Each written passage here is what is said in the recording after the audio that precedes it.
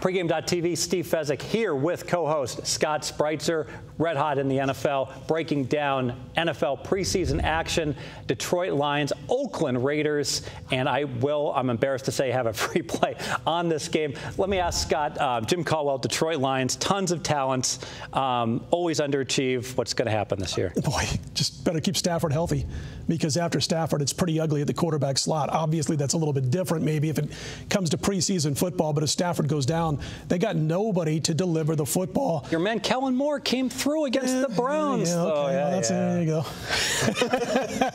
go. But anyway, as far as what's going on offensively with that team, again, it's a situation where I think they're going to score some points this year. As far as preseason is concerned, I don't like their quarterbacking depth chart, even though there is some NFL experience there.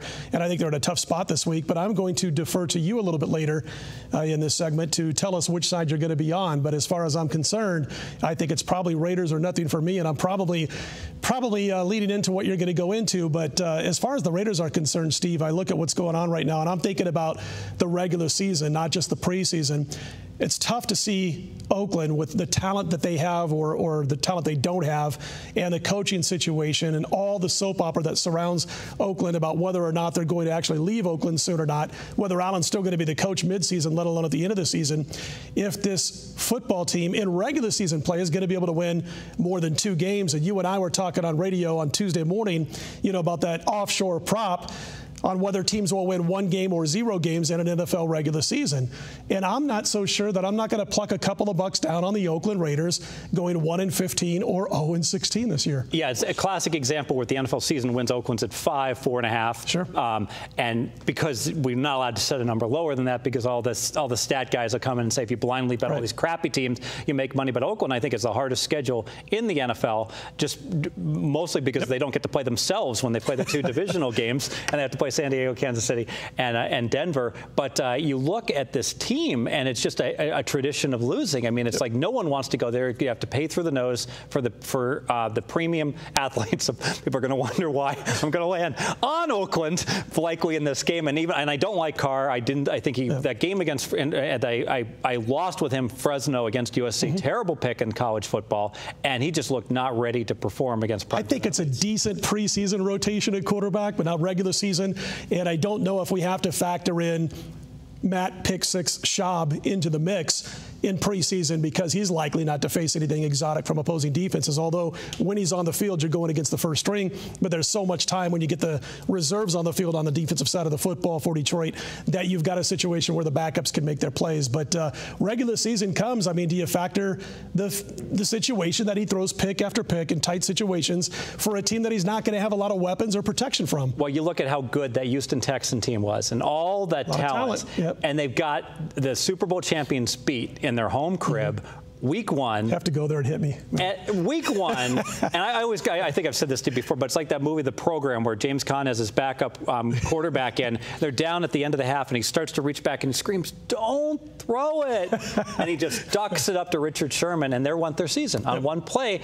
And people say, well, we isolated one time event. Well, he did it every single week, like for 4 straight weeks. It was ridiculous, and I had him in 2 of those weeks, unfortunately, and lost both times. But the loss to Seattle was about as sickening as it can be when it comes to losing a football game because of that pass he made. So, that's a situation that might be bothering him between the ears a little bit too when he goes into Oakland and has to do it without that solid talent around him. Well, you went 49-25 even with that loss. There you go. So it should be okay. I'm gonna make this official. Explain why, because we're up against the clock here. Okay, and Matt McGloin, I trust. It is Matt, right? Yes, it is. I really think he might be the best of the 3 quarterbacks. I hate Schaub, but he's not going to play all that much in this game, probably into the second quarter. And I really think I got to go by the trends here. The Jim Caldwell, not trends, but just tendencies. He's Tony Dungy, school of thought. Don't win in preseason. Don't give anything away. Evaluate your talent. He's 2-10 in preseason. He should have lost to the Browns, except for the bad call that happened, and then the coin flip game. At the very end of that game, the Browns were minus 650 in live wagering to win that game with like 3 minutes to play. So it was kind of a miracle that Detroit actually was able to get that touchdown and score. Not a miracle, but a 1-6 shot. And the Browns were in command for most of the game. Caldwell doesn't care. And the only time, he's only won 2 games before this year. Both the times after he won, he'd lost the game before, he lost the game after. Here's a team, Oakland, that desperately got a coach on the hot seat. Allen wants to win. He hasn't won in the past, but he's 2-7 in preseason. Normally, that's what would keep me from making it a premium play. But these bad teams desperately in need of a win, and face it, I got Jim Caldwell. It should be a slam to go against him each and every week until, especially off of a win. I have to do it. Thank God this line went up from 1 to 2.5, so I don't have to sell it to people and look at me like I'm from Mars. I'll just give it out as a free play. Oakland Raiders minus 2.5 is Fezzik's free play on the game. And I'm not going against you. I think that's the only way to go in this game. And it's a situation where you do have to look at the tendencies. And unfortunately, as you said, Allen has a tendency to not do too well since in his short time as a head coach either, which keeps you from making it a premium player. Put your cash down on it. Very good. Well, I tell you what, let's forget about this crap preseason, which well, not crap because we make lots of money, but you don't have to watch it. Let's talk about a real football game. When we come back, Scott Spreitzer is going to break down a solid, strong free play. We are going to go to Dublin, Ireland. Stay tuned. We're going to talk Penn State. We're going to talk the University of Central Florida. Stay with us. Pregame.tv. That's kind of why I did this thing with Central Florida.